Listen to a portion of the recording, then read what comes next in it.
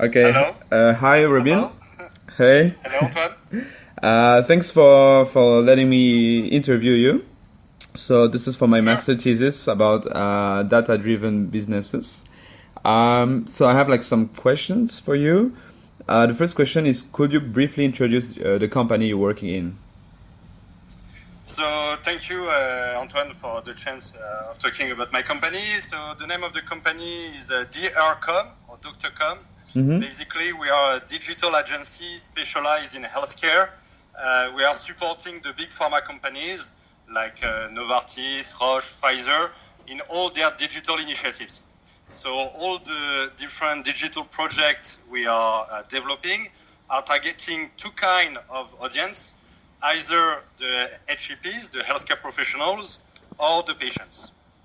Okay. Mm-hmm. I see. Okay. And could you tell me something about your position within the company and how it relates to data? My position in the company? Yes. Uh-huh. So I'm the general manager of DRCom China. Yep.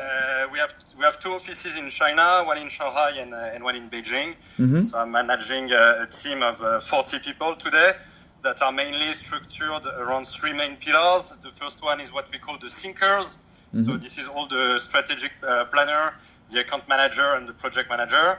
Mm-hmm. The second pillar is what we call the creators, where there is a medical team for the medical strategy and the medical content, and a team of of designers who come up with all the creative concept and the design. And finally, we have one team called the makers, who are all the technical people, the developers, who are building the different digital tools. So in this makers team, we also have data analysts that analyze the data of our clients. Mm-hmm. So basically, through our digital tools that we are implementing for the big pharma companies, we are able to track a lot of data, especially from on the healthcare professional side, because as you know, on the patient side, there is much more regulation. Mm-hmm. So on the healthcare professional side, we track different data.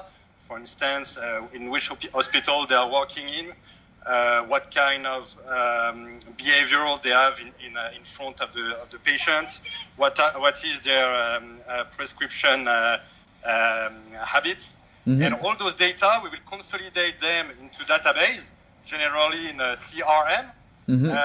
And then our data expert will be able to consolidate, analyze them, in order to better understand the target audience of our client. So, for instance, mm-hmm. thanks to our analysis, they are able to understand what is the impact of their marketing campaign on their sales, mm-hmm. or we can also extract some insight from the data in order to better understand the habits, the behaviors of the healthcare professional.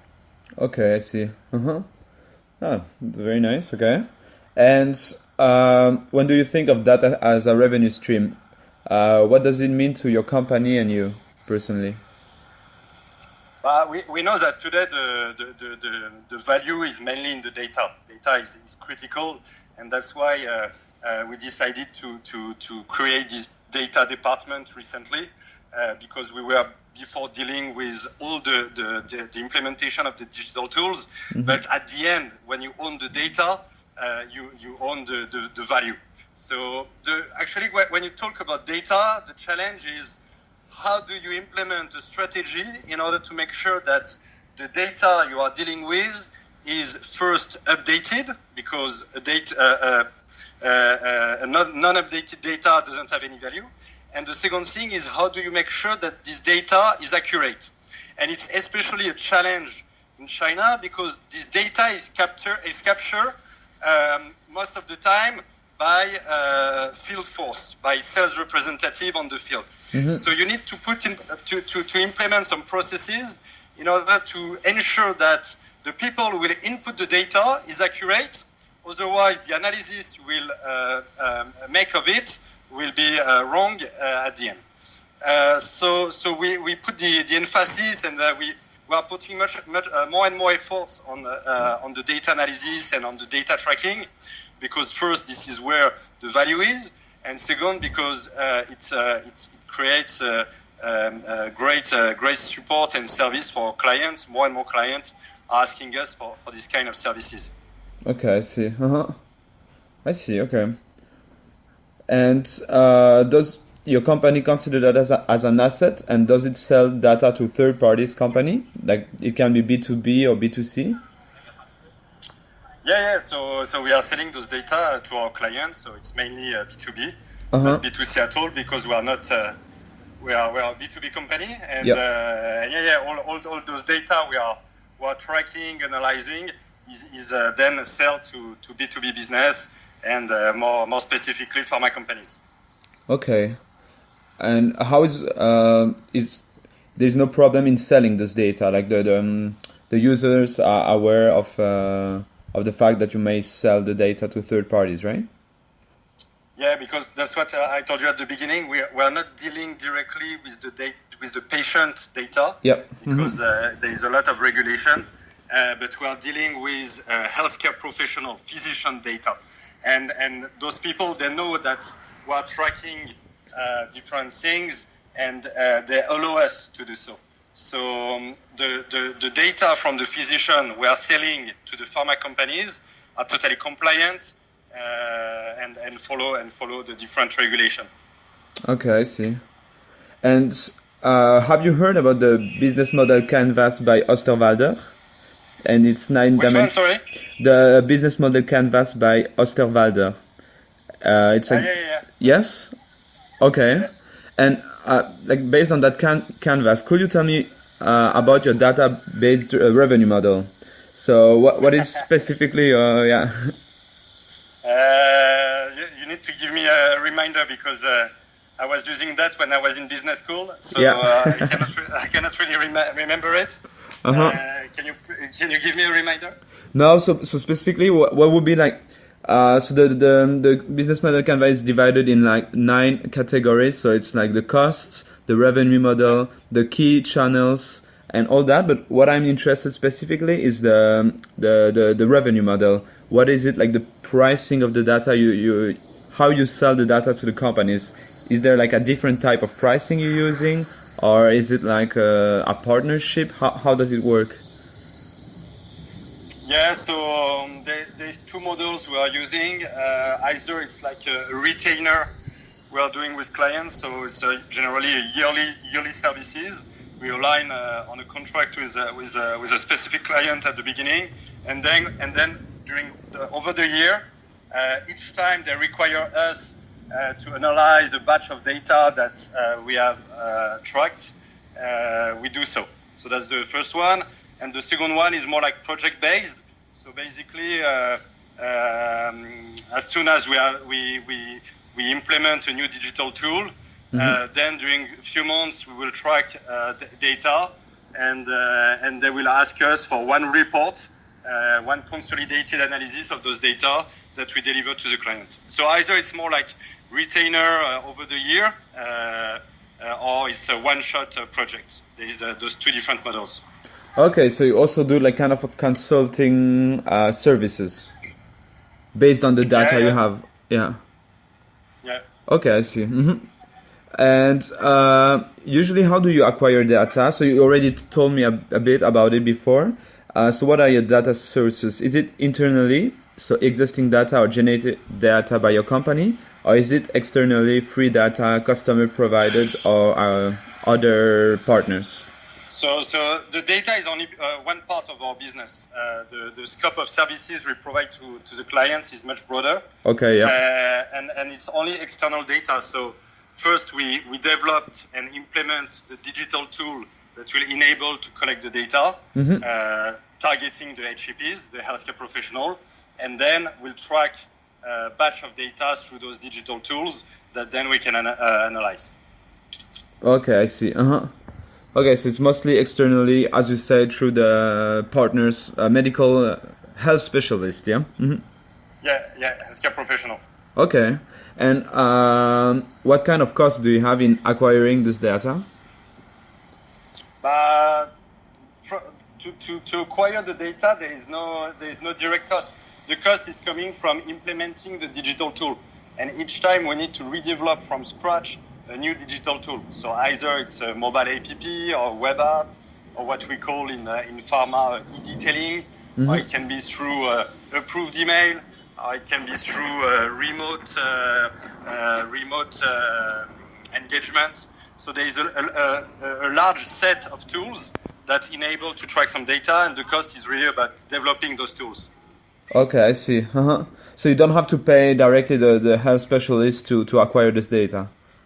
No. Okay. And what kind of cost do you have in processing this data? As you said, you have like a special data specialist team. You have to develop software. Can you tell me more about this? So on our side, the cost of processing the data is only a human cost. So there are our team of data experts that will analyze those data. And it can be also related to the hosting of the platforms.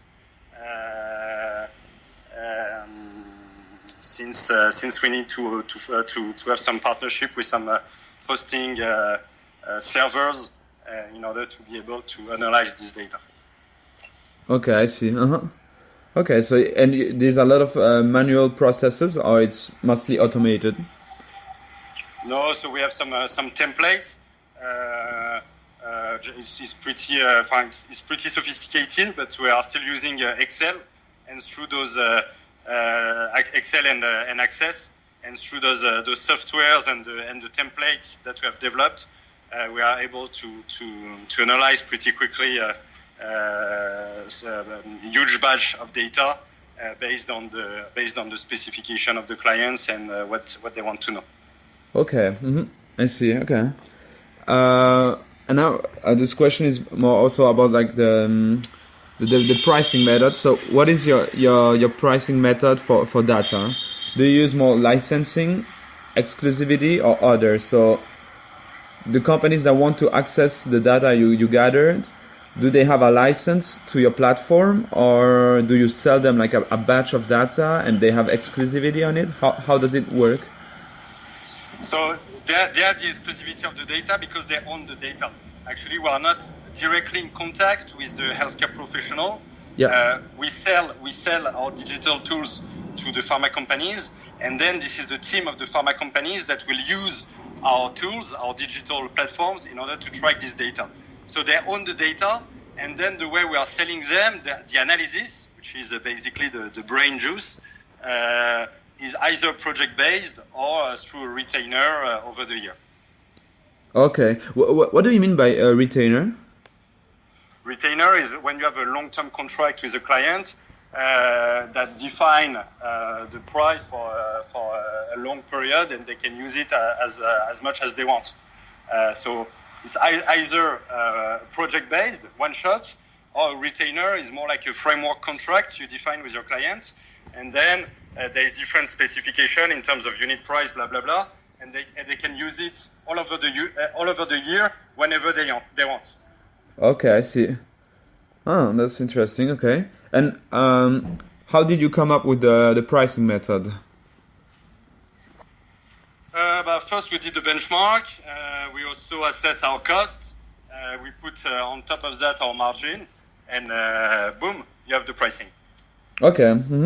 And so, are you planning on changing your pricing model? Is it like a flexible model, or so far it's a fixed revenue model? No, so far we are applying that one, and it works. So there is no plan to change it.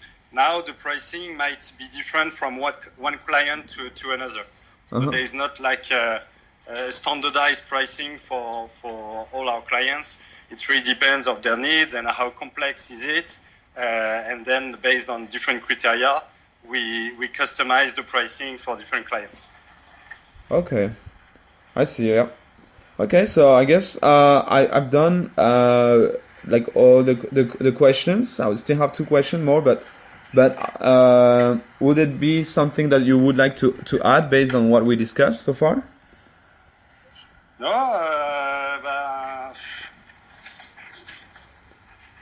I think regarding the data is more or less all. So again, it's a new department for us. We have created it 6 months ago, because first we're really focusing on the development of those digital tools through our medical, creative, and technical team. But again, the data is the last part that was missing in order for us to master the whole value chain. So that's why we decided to create this department. Also because, again, the value is and remain in the data. And that's why we come up with this new service that we are offering to our clients. Okay, I see. Yeah, and would it be possible to refer another company that you know that is also has a business model that is data driven? Let me think about it, and I can send it to you, the contact, afterwards. Okay, great. So basically, for the formal part, it's good. So thank you for your time. And I would like to ask you if it's possible to use this interview for my master thesis and to contact you for more details if needed. Yeah, definitely. You can do that. Okay. Great, Robin. So I'll stop the recording now. Thank you for your time.